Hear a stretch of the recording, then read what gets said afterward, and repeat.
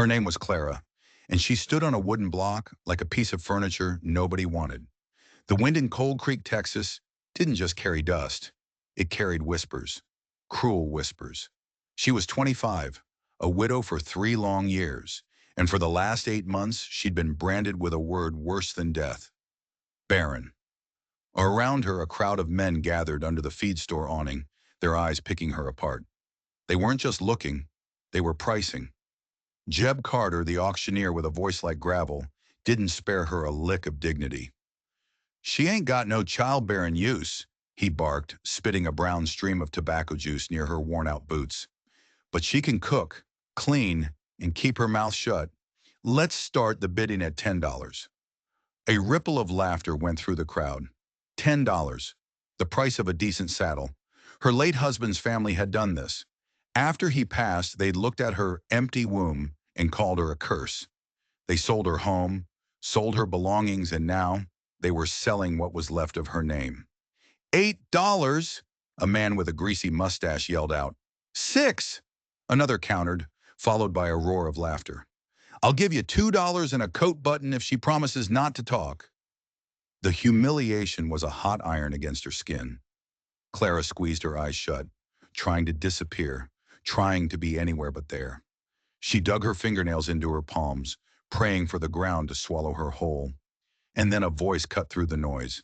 It wasn't loud, but it silenced every other man in that dusty street. "I'll pay 20. Every head snapped around.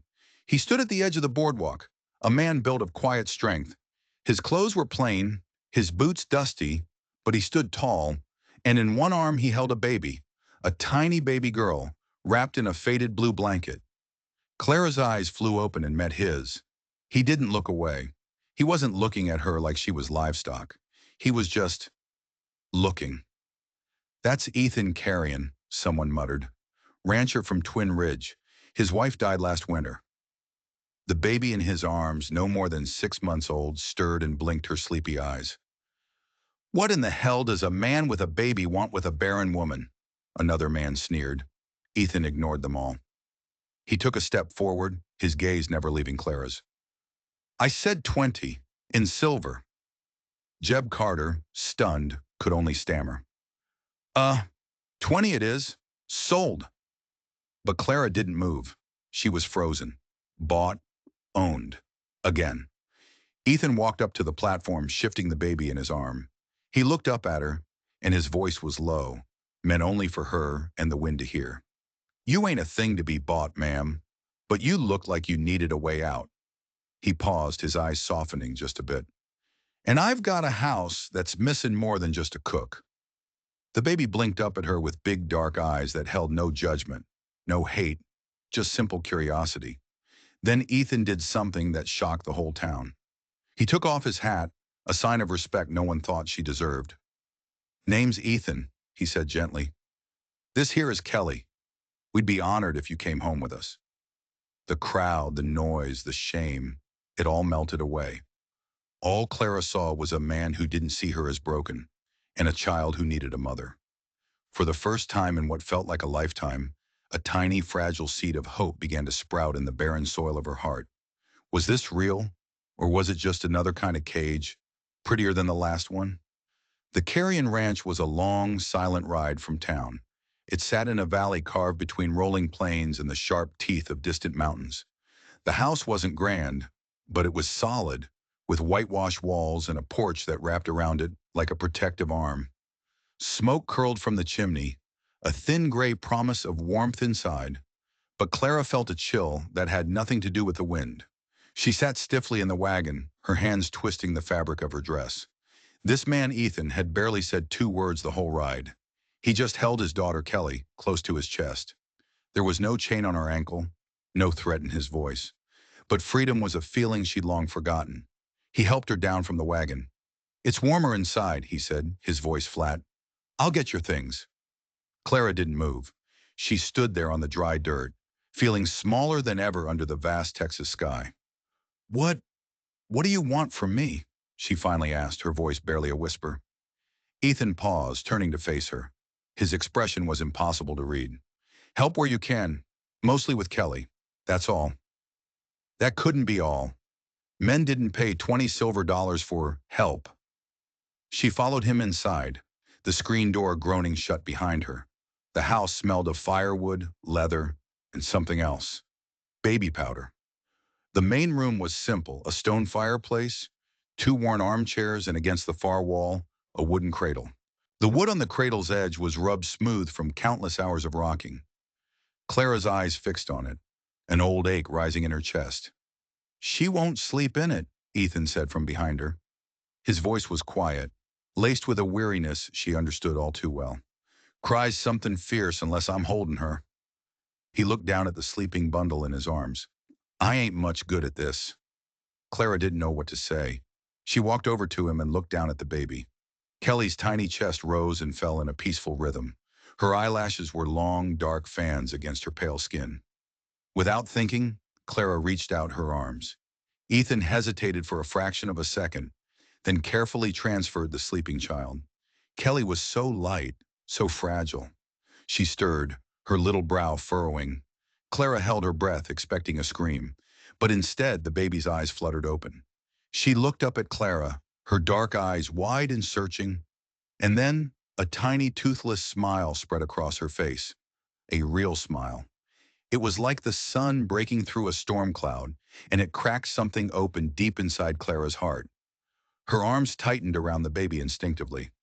She, she likes you," Ethan said, a note of pure wonder in his voice. "I don't know the first thing about babies," Clara whispered, her voice thick with emotion. Ethan gave a small, tired smile. "She don't know that." Later that night, Clara sat in the rocking chair by the fire, with Kelly sleeping soundly on her chest. She couldn't bring herself to put her down. From the corner of her eye, she watched Ethan try to fix a bottle in the kitchen, spilling milk and muttering under his breath. He was clumsy, but he never stopped trying. He was a good man, maybe. But as she lay awake that night on a small cot in the guest room, the wind howling outside, she couldn't shake a single terrifying thought. This felt too good to be true. Good men didn't exist in her world. Every kindness had a price, and she had a sinking feeling she hadn't yet learned what Ethan Carrion's price was. The days at the ranch fell into a quiet rhythm. Ethan was out on the range from sunup to sundown, mending fences and tending to his herd. Clara took over the house. She learned the quirks of the old wood stove, the way the floorboards creaked by the back door, and the soft, sleepy sighs Kelly made just before she woke up. She baked bread, patched clothes, and held the baby for hours, humming tunes she didn't know she remembered. It was a peaceful life. Too peaceful. Clara couldn't shake the feeling that she was living in the calm before a storm. Ethan was a closed book. He was kind, respectful, but he kept a part of himself locked away. He spoke of his late wife, Annabelle, but only in vague terms. She was a good woman, he'd say, and then the conversation would die. One afternoon while cleaning, Clara noticed a small carved wooden box on the mantelpiece. It was locked. When she asked Ethan about it, his face went hard. "It's nothing," he said, his voice sharp enough to cut. "Just old things, leave it be." He'd never used that tone with her before. It was a warning, and it confirmed her suspicions. He was hiding something. That night, the tension in the little house was so thick you could taste it. They ate dinner in silence, the only sound the clinking of their spoons against the tin plates. Clara felt like she was on trial, but she didn't even know the crime she was accused of. After dinner, she put Kelly to bed in her cradle. The baby had started sleeping there, but only if Clara stayed in the room until she drifted off. As she stood watching the child's peaceful slumber, a cold dread washed over her. She was getting attached to this child, to this place, to this man who was a total stranger. She had to know what was in that box. Later, when she was sure Ethan was asleep, she tiptoed into the main room. The box was still on the mantel, a silent accusation in the moonlight. Her hands trembled as she picked it up. It was heavier than it looked. She shook it gently. Something rattled inside. A key. There had to be a key. She searched the room, her heart pounding in her ears. She checked under the rug, behind the books on the shelf, in the drawer of the small side table. Nothing. Defeated, she was about to put the box back when her eyes fell on Ethan's work coat, hung on a peg by the door. She hesitated. This felt wrong, like a betrayal. But she had to know. She reached into the pocket and her fingers closed around a small, cold piece of metal. It was a key. With trembling fingers, she unlocked the box. Inside, nestled on a bed of faded velvet, was not a stack of letters or a pile of money. It was a single, beautiful silver locket. She opened it. On one side was a portrait of a smiling woman with kind eyes. Annabelle, she assumed, but it was the other side that made her blood run cold. It wasn't a picture of Ethan. It was a different man, handsome and well-dressed, with a cruel twist to his lips. And beneath the portrait, a tiny inscription was engraved, "Forever yours R." Who was R, and why was his picture in a locket with Ethan's dead wife? Just as the question formed in her mind, a floorboard creaked behind her. She spun around. Ethan was standing in the doorway, his face a mask of stone-cold fury. "What are you doing?" he asked, his voice dangerously low. The quiet, gentle rancher was gone. In his place stood a man she didn't recognize at all, a man who looked like he was capable of anything. "I asked you to leave it be," Ethan said, his voice a low growl. He took a step into the room, and Clara instinctively took a step back, clutching the locket in her hand. The air crackled with a tension that was more terrifying than any storm. "Who is he?" Clara whispered, holding up the locket. "Who is this man?" Ethan's jaw clenched. For a moment, she thought he wouldn't answer. She thought he might just take the box and throw her out into the night. "His name is Royce," Ethan said, the name tasting like poison in his mouth. "He was Annabelle's past." The silence that followed was heavy with unspoken words. Annabelle's past. A past he kept locked in a box.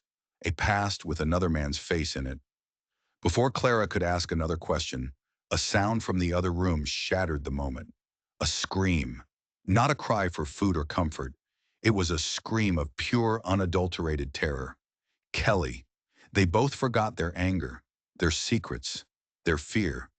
They were just two people, a man and a woman, running toward the sound of a child in danger.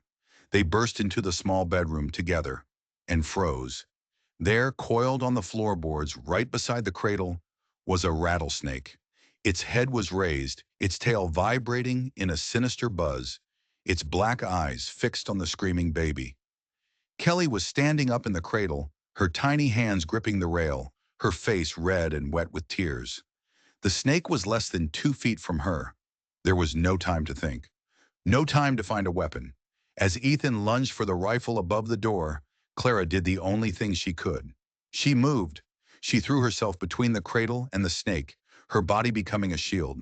The snake struck, its fangs sinking into the thick leather of her boot. The impact sent a jolt up her leg, but she didn't even flinch. She grabbed the heavy rocking chair and brought it crashing down on the snake's head. Once, twice, a third time. The sickening crunch echoed in the small room. The snake lay still. Clara stood there, breathing heavily, her heart hammering against her ribs. She looked down at her boot, at the 2 tiny puncture marks in the leather. If she hadn't been wearing them, she didn't want to finish the thought. She scooped the sobbing baby out of the cradle, holding her tight against her chest, rocking her back and forth, whispering soothing words. "It's okay, baby girl. Mama's here. You're safe." The words slipped out before she could stop it. "Mama." Ethan stood in the doorway, rifle in hand, his face pale. He wasn't looking at the dead snake. He wasn't looking at the baby in her arms. He was looking at her, and the fury in his eyes had been replaced by something else, something she couldn't quite name. It looked a lot like awe, but it was mixed with a healthy dose of fear. He wasn't afraid for her. He was afraid of her, of what she had just done, of the words she had just said. In that moment, Clara realized something profound. She hadn't just killed a snake. She had claimed this child as her own. She had declared herself this baby's mother, with an act of courage that was more binding than any law or bloodline. And by doing so, she had just made Ethan Carrion's secret, whatever it was, her secret too, whether he liked it or not. Word of the rattlesnake spread through Cold Creek like wildfire. The story got bigger and wilder with each telling. By the time it reached the saloon, Clara wasn't just a woman who killed a snake. She was a gunslinging Amazon who wrestled the devil himself to save that baby. The whispers about the barren woman died down, replaced by murmurs of respect. But not everyone was impressed. Jed Carter, the auctioneer's weaselly son, had been one of the men who'd laughed the loudest the day Clara was sold. He'd placed a bid of $3, and he felt cheated that Ethan Carrion had snatched her away for 20. He started a new kind of rumor. "Something ain't right out at that ranch," he'd say to anyone who would listen, nursing a cheap whiskey. "First he buys a woman he don't know. Then she's killing snakes with her bare hands. I tell you, there's a darkness in that woman. And Carrion, he's hiding something." The poison spread. People started looking at Ethan and Clara differently again. The respect turned to suspicion. The admiration turned to fear. One day, when Clara was in the general store with Kelly on her hip, Jed cornered her by the flour barrels.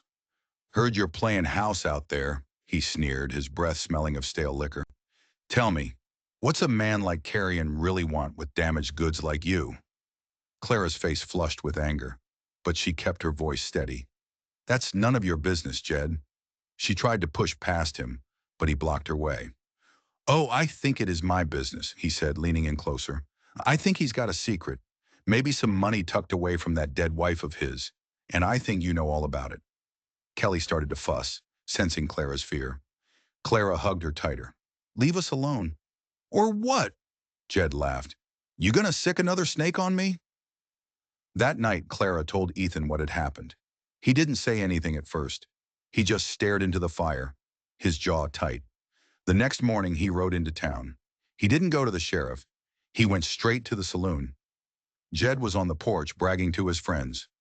"You come to buy another one, Carrion?" Jed slurred, raising his glass. Ethan walked up the steps, his boots making a heavy, deliberate sound on the wood. He stopped right in front of Jed. "You've got a big mouth," Ethan said, his voice quiet but carrying a deadly weight. Jed laughed nervously. "Just having some fun." "My fun is just getting started," Ethan said. And then he hit him. One clean, hard punch that sent Jed Carter sprawling into the dust. Jed's friends scrambled to their feet, but one look at the cold fury in Ethan's eyes and they backed away.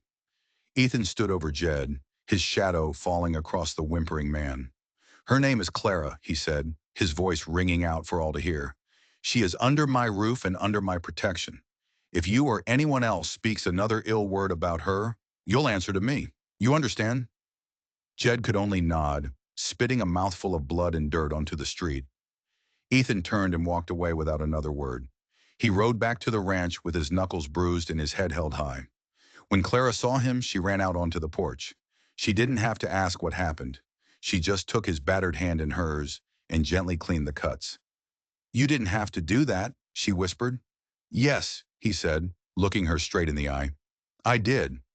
In that moment, sitting on the porch steps, tending to his wounds, something shifted between them. He hadn't just defended her honor. He had claimed her as his. Not as property, but as a partner. The secret in the locked box was still there, a silent shadow between them. But for the first time, Clara felt like maybe, just maybe, they could face it together. But Jed Carter wasn't the kind of man to take humiliation lying down. He now had more than just a suspicion. He had a grudge. And a man with a grudge in the Wild West was more dangerous than any rattlesnake. The attack came at dusk. Clara was humming to Kelly in the kitchen when she heard it. The thunder of hooves, too many and too fast to be stray cattle. "Riders," Ethan said, already grabbing his rifle from its rack above the hearth. "Barricade the back door. Take Kelly to the cellar." His voice was calm, but his eyes were grim. "Who is it?" Clara asked, her heart seizing with fear. "I've got a pretty good idea." It was Jed Carter, and he hadn't come alone. He had 3 other men with him, their faces hidden by bandanas, their rifles glinting in the dying light. They weren't just looking to settle a score. They were looking for the money Jed was so sure Ethan was hiding. Gunfire erupted. Clara scrambled for the cellar, her arms wrapped tightly around a crying Kelly. She could hear Ethan shouting, the crack of his rifle, the whiz of bullets splintering the wood of the house. She huddled in the damp, musty dark of the cellar, listening to the sounds of the fight, feeling utterly helpless. Then she heard a cry of pain. "Ethan!" It was a sound that ripped through her, a sound she couldn't ignore. She put Kelly down in an old laundry basket, kissed her forehead and whispered, "I'll be right back." Then she grabbed an old, heavy iron skillet and climbed the cellar stairs. She peered through the kitchen window. The sight made her stomach drop. Ethan was down, slumped against the water trough, a dark stain spreading across his shoulder. Jed was walking toward him, a triumphant, ugly sneer on his face, his pistol aimed right at Ethan's head. "Should have just told me where the money was, Carrion," Jed spat. "Now I'm just gonna take it, after I take her." Clara saw red. She burst out the back door, screaming a wild primal scream, and charged. Jed spun around, his eyes wide with surprise. He didn't even have time to raise his gun. Clara swung the iron skillet with all her might, connecting with the side of his head with a sickening thud. He crumpled to the ground like a sack of grain. One of the other men saw what happened and turned his rifle on her. But before he could fire, a shot rang out from the barn. The man yelled and grabbed his arm, his rifle clattering to the ground. The other two rustlers took one look at their fallen leader and their wounded friend and decided they'd had enough. They spurred their horses and fled into the night.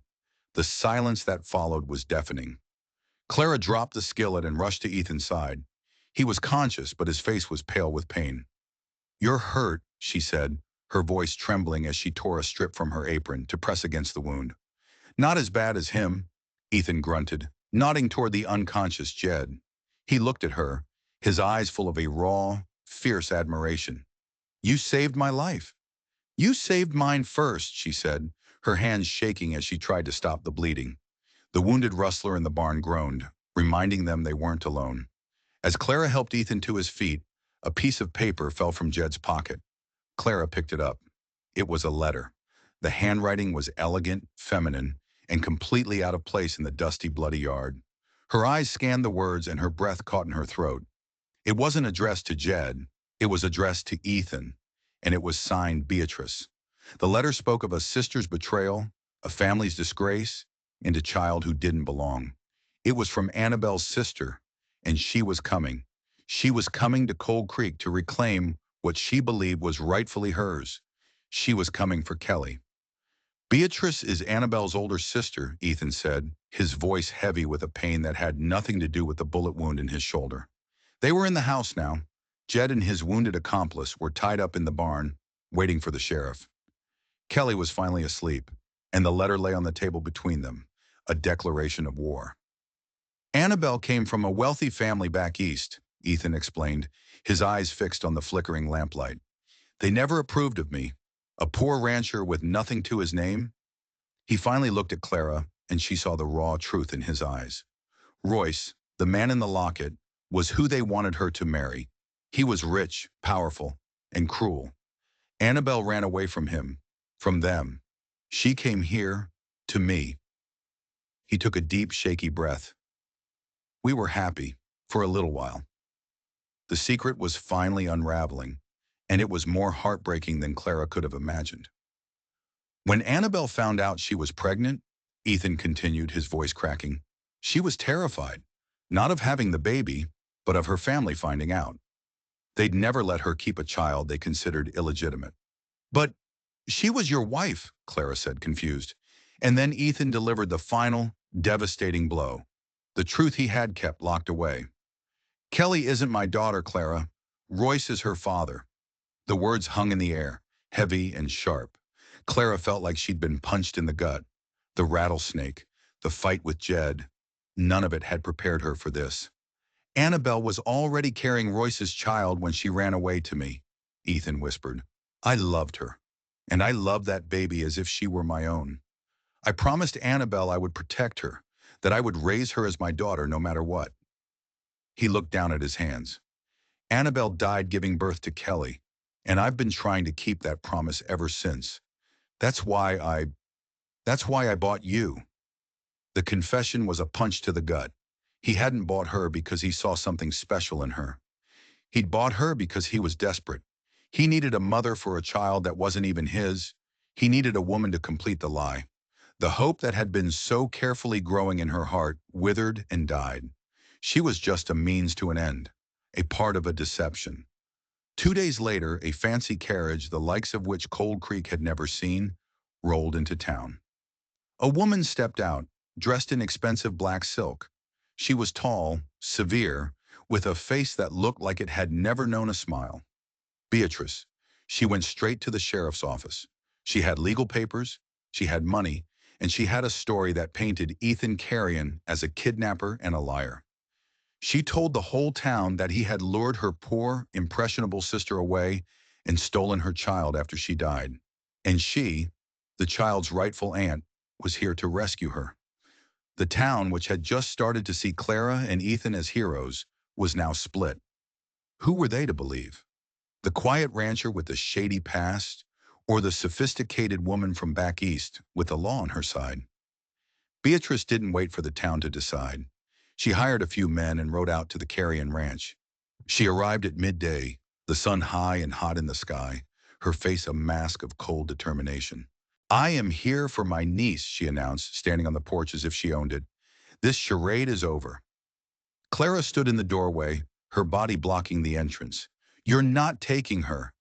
Beatrice let out a short, humorless laugh. "And who are you to stop me? The hired help? The woman he bought for $20? You have no rights here. You are nothing." But Clara wasn't the same woman who had stood on that auction block weeks ago. She had faced down shame, snakes, and outlaws. This woman with her fancy dress and her cruel words didn't scare her. "I am her mother," Clara said, her voice clear and strong, ringing with a truth that had nothing to do with blood or law. "And you will take her over my dead body." The two women faced off on the porch, a battle of wills under the unforgiving Texas sun. The fate of a little girl and the future of a makeshift family hung in the balance. Beatrice's eyes narrowed into slits of pure venom. "You think you're a mother? You, a Barren-bought woman? You are a disgrace, just like my sister." She took a step forward, intending to push past Clara, but Clara stood her ground, as immovable as an old oak tree. From inside the house, Kelly started to cry, sensing the tension. The sound spurred Beatrice on. "Give me the child," she shrieked, her mask of civility finally cracking. "I will not let her be raised in this squalor, by this filth." Just then, Ethan rode up, the sheriff and a half-dozen townsfolk right behind him. They had come to see the drama play out. Beatrice smiled triumphantly. "Sheriff, arrest this man for kidnapping and this woman for whatever it is she does. I have the papers. The child is mine." The sheriff, a man named Miller who usually preferred to let things sort themselves out, looked uncomfortable. "Now, ma'am, let's just calm down." "I will not calm down," Beatrice interrupted. "That child is a Harrington.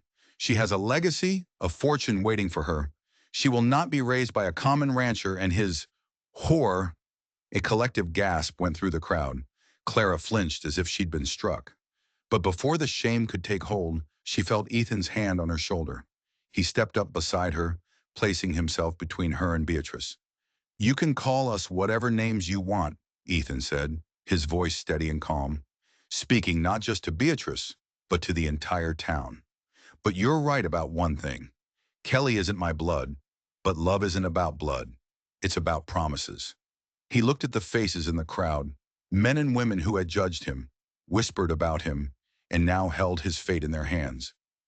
"I promised the woman I loved that I would protect her daughter, that I would give her a life of love, not a life of privilege and cruelty, which is all your family knows." Then he turned his gaze to Clara, and his voice softened. "And then this woman came into our lives. She wasn't bought, she was saved, and in turn, she saved us. She faced down a rattlesnake for our daughter. She fought off rustlers. She has shown more courage and more love in the last few weeks than you have shown in your entire life." He looked back at Beatrice, his eyes blazing. "You talk about rights and papers, but you don't know the first thing about Kelly. You don't know that she likes to have her back rubbed to fall asleep. You don't know that she giggles when you blow on her tummy. You don't know that her favorite food is mashed peaches." He took Clara's hand. "We do. We are her family. This is her home." Beatrice was speechless, her face contorted with rage. The sheriff looked from the furious city woman to the simple, steadfast couple on the porch. He looked at the faces of the townspeople, who were now looking at Clara and Ethan with a new understanding, a new respect. They had seen Clara's courage. They had seen Ethan's quiet strength. They had seen their love for this child. "Ma'am," the sheriff said to Beatrice, his voice firm, "I don't see no kidnapper here. I see a father. And I see a mother. The law in Cold Creek sides with them. I suggest you get back in your fancy carriage and go back to wherever it is you came from." Beatrice stared in disbelief, her mouth opening and closing like a fish, but she was outnumbered. The court of public opinion had made its ruling. With a final, hateful glare, she turned on her heel, stormed back to her carriage, and disappeared in a cloud of dust. The crowd slowly dispersed, murmuring amongst themselves, leaving Ethan, Clara, and a now quiet Kelly alone on the porch. The battle was over. They had won. Clara looked at Ethan, her heart so full she thought it might burst. The secrets were gone. The lies were gone. All that was left was the truth. "You called me her mother," she said, her voice thick with unshed tears. Ethan reached out and gently wiped a tear from her cheek. "That's what you are," he said softly. He leaned in, and for the first time he kissed her. It wasn't a kiss of passion, but of promise. A kiss that sealed their strange, broken, beautiful family together forever. Out here in the dust and the danger, they had found something more precious than any inheritance. They had found a home. They had found each other. If this story reminds you that family isn't about the blood you share, but the love you give, then smash that subscribe button and join our posse. We've got more tales of grit, grace, and the wild, untamed heart of the American West coming your way. We'll see you on the next ride.